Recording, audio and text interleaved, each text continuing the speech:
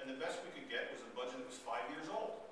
And so you have to go to the municipal clerk's office. If you do that, and you want to take home a copy, it's a 75-page document.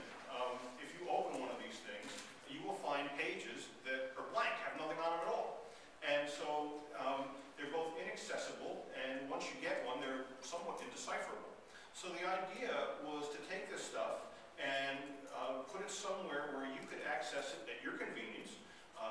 If that's 10 p.m., fine. The municipal clerk's not open then. And second, to put it in a form that is understandable, that's in summary form. If you want the details, there are links that you can go into the town website and get as much detail as you want, but we wanted to put it in summary form so that this stuff was readily understandable, number one.